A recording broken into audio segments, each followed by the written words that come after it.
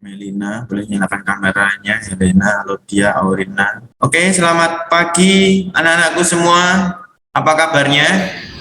Pagi Pak. Pagi Pak, baik. Pagi Pak. Baik, Pak. Sehat semua hari ini? Sehat. Tuhan sehat Pak. Gimana tadi saat perwalian, apakah hadir semua atau ada yang izin? Ada Pak Luzefanya izin. Hari ini kita akan mengawali pertemuan kita, pembelajaran kita ke bab berikutnya. Tetapi sebelum mengawali kegiatan, mari kita awali pertemuan kita ini dengan berdoa bersama. Doa singkat, silakan. Boleh Pak. Silakan Felin. Pak Fembri dan teman-teman sekalian, marilah kita bersatu dalam doa. Dalam nama Bapa dan Putra dan Roh Kudus, amin. Selamat pagi ya Bapa, amin. Amin. Dalam nama Bapa dan Putra dan Roh Kudus, amin. Terima kasih Felin untuk doa paginya. Sebelum mengawali pembelajaran, saya punya sedikit cerita yang harapannya dapat memotivasi anakku semua. Ya, pernah dengar cerita tentang lilin harapan? Kita bayangkan satu lilin yang menyala. Lilin yang menyala ini bisa nggak untuk menyalakan 3 lilin yang mati tadi? Bisa ya? Bisa. Lilin harapan itu ada di lilin terakhir yang menyala ini. Karena dia bisa memberi harapan dan menyalakan ketiga lilin yang mati tadi. Saya mau untuk anak-anakku semua dapat menjadi lilin harapan yang satu menyala tadi. Kalian bisa saling menyemangati. Kita akan masuk untuk materi pembelajaran kita. Pada beberapa saat sebelumnya sudah belajar tentang materi permasalahan sosial. Permasalahan sosial adalah ketidaksesuaian unsur-unsur yang ada di masyarakat. Kita hari ini akan mendalami lebih lanjut tentang materi tersebut, tetapi ke dalam satu permasalahan sosial, yaitu kriminalitas. Kriminalitas berarti sudah tidak asing ya mendengar istilah dan kata kriminalitas ya? Iya Pak. Ya, kalian mendengar istilah kriminalitas biasanya di mana? Berita. Berita. Terus mana lagi? Media sosial. Televisi. Televisi, atau bahkan ada yang melihat secara langsung gitu ya. Nah, hari ini kita akan melihat kriminalitas itu apa sih? Faktor penyebabnya apa? Kita akan pelajari lebih dalam. Di sini saya akan share screen, nanti silahkan kita amati bersama dan pelajari bersama secara mendalam tentang kriminalitas. Hari ini kita akan mempelajari tentang pengertian, faktor penyebab, dan dampak kriminalitas terhadap eksklusi sosial. Kalian akan menganalisa penyebab masalah sosial kriminalitas dalam kaitannya dengan pengelompokan sosial dan kecenderungan eksklusi sosial.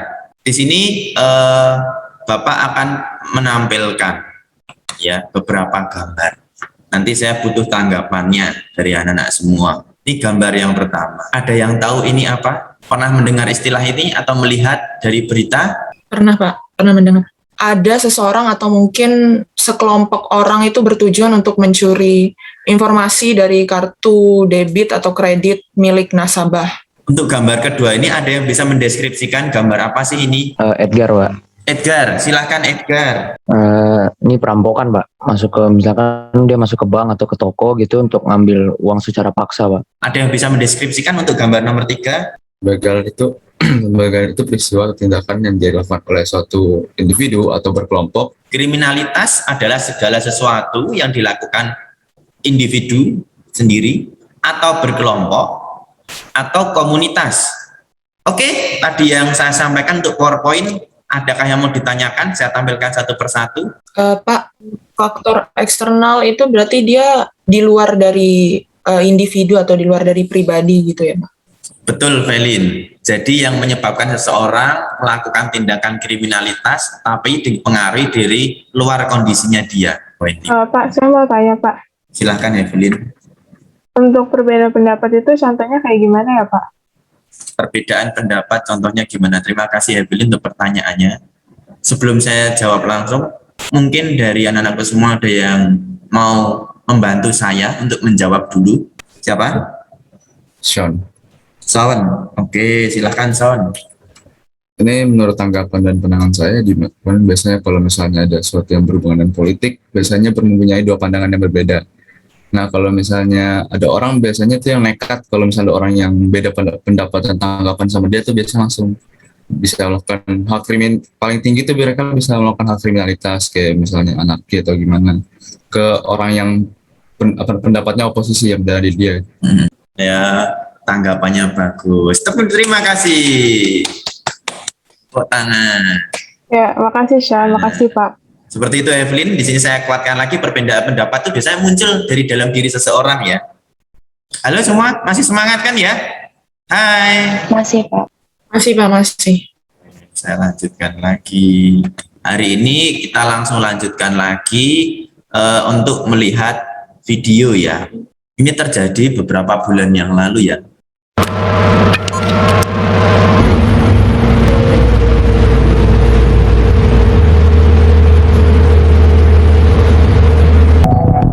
Tidak hanya motor, pelaku juga mengambil beberapa barang berharga. Di sini saya punya LKPD yang harus dikerjakan. Berhubungan dengan video tadi untuk nomor 1 dan untuk nomor 2 ada sedikit tambahan dari saya yang berkaitan dengan eksklusi sosial.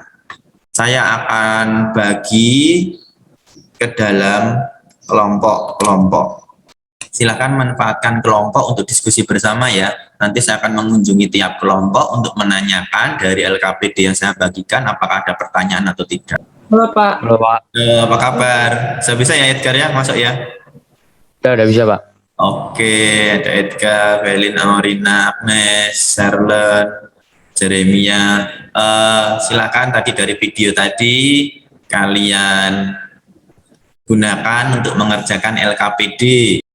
Anak semua untuk nomor 1 dan nomor 2. Nomor 2 Pak, player iya, Belin silahkan. berarti nanti jawabnya kita yang singkat aja ya Pak, baru nanti presentasinya baru Oke. dijelasin yang Ya, baik. Seperti itu saja. Jawabannya singkat, tapi nanti saat presentasi jelaskan. Boleh. Terima kasih, Belin.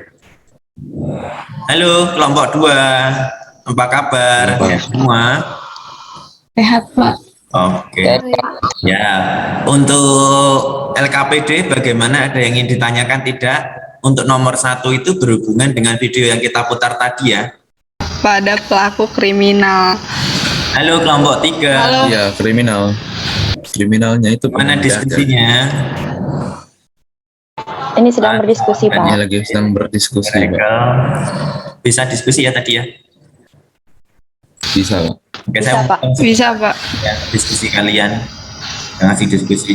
Kira-kira ada yang mau ditanyakan enggak? Oke, anak-anakku semua sudah bergabung kembali ya di room meeting kita yang utama. Kita akan lanjutkan lagi tadi apa yang hasil diskusi kalian lakukan dengan kelompok untuk presentasi bersama. saya boleh Pak. Pelin dulu ya. Oke. Nanti sudah dikirim.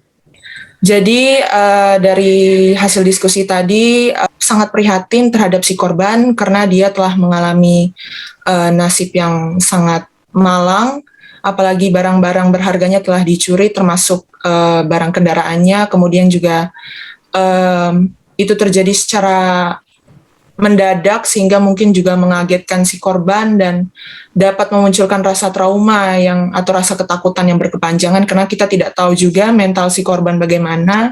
Kemudian yang kedua itu agar kejadian ini tidak terjadi lagi di masa yang akan mendatang. Ya, nomor 2 ada yang mau mempresentasikan. Nomor 2 akan saya bagi menjadi 2 ya. Oke. Dari Miracle kelompok ya. saya. Oke, saya buka dulu datanya. Miracle, data kiriman jawaban. Apakah SKCK selalu menjadi syarat dalam lamar pekerjaan? Untuk menurut pendapat dalam kelompok saya, jawabannya adalah ya.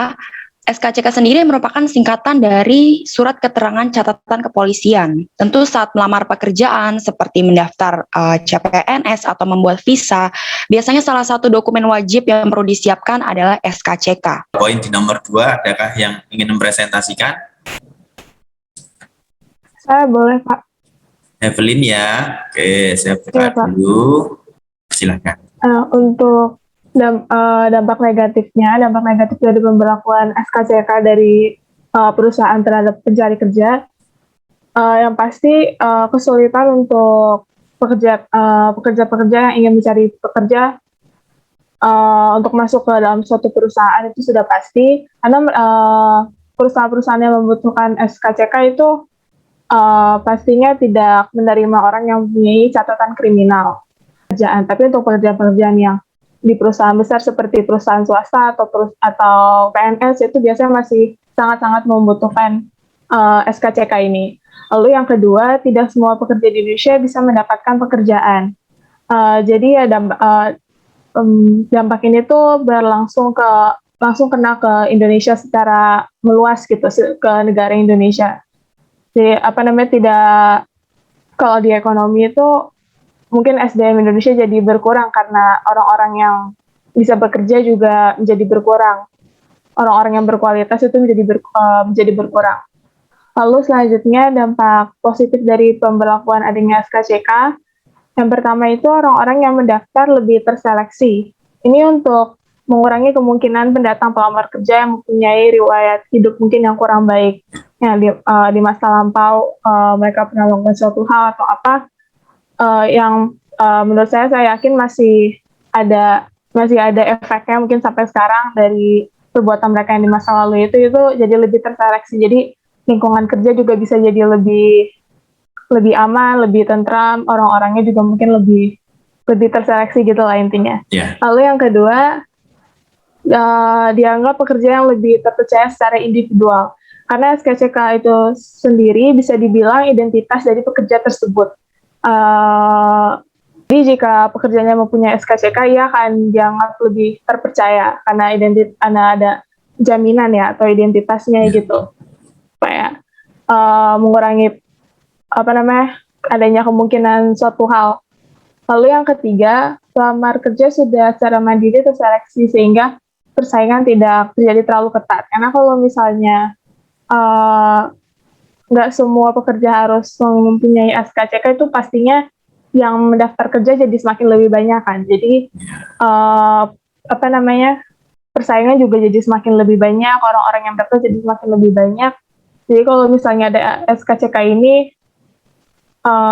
bisa lebih sedikit gitu yang bisa mendaftar, jadi kayak nggak terlalu banyak saingannya. Gitu sih Pak. Oke, terima kasih Evelyn, pemaparannya bagus sekali, analisanya. Gimana pembelajaran hari ini? Apakah menyenangkan? Seru, Menyenangkan, Pak. Seru, menyenangkan ya. Semoga menyenangkan dan menambah wawasan kalian semua tentang kriminalitas. Nah, untuk mengakhiri pertemuan kita hari ini, kita akan mengakhiri dengan renungan dan refleksi. Setelah mempelajari materi kriminalitas pada hari ini, saya menjadi apa? Silakan disampaikan, sebutkan namanya. Saya boleh. Silakan Evelyn, boleh. Kita bisa mengerti apa saja faktor-faktor yang bisa membuat orang melakukan kriminalitas. Kita juga bisa ngerti adanya dua faktor internal, faktor eksternal. Terus kita juga bisa tahu dampak-dampaknya apa saja. Dan Oke, terima kasih Evelyn untuk refleksinya pembelajaran kita hari ini. Sekarang saya rangkum ya. Untuk pembelajaran dari awal tadi, kalian sudah mempelajari apa itu kriminalitas, faktor penyebabnya, hingga dampaknya, dan berpengaruh ke eksklusi sosial. Karena orang-orang yang punya catatan kriminal pasti akan dipandang sebelah mata dan dinomorduakan dalam hal fasilitas. Demikian untuk pembelajaran hari ini. Semoga menyenangkan sekali lagi ya. Tetap sehat, tetap semangat. Baik, kita akhiri pertemuan hari ini dengan berdoa bersama. Untuk doa penutup, ada yang mau memimpin doa penutup? Satu, silahkan. Mungkin saya aja Pak. Oke, Miracle, silahkan Miracle bantuannya. Mari Pak Febri dan teman-teman sekalian kita bersatu di dalam doa. Dalam nama Bapa dan Putra dan Roh Kudus. Amin. Santo Servasius, doakanlah kami. Amin. Dalam nama Bapa dan Putra dan Roh Kudus. Oke, terima kasih anak-anakku semua. Tetap sehat, tetap semangat. Jika keluar rumah, pasti patuhi protokol kesehatan karena saat ini meskipun sudah lenggang, tapi COVID itu masih ada. Ya, silahkan dipersiapkan untuk pembelajaran selanjutnya. Selamat pagi, Tuhan memberkati. Terima kasih semuanya. Delete ya. terima kasih Pak.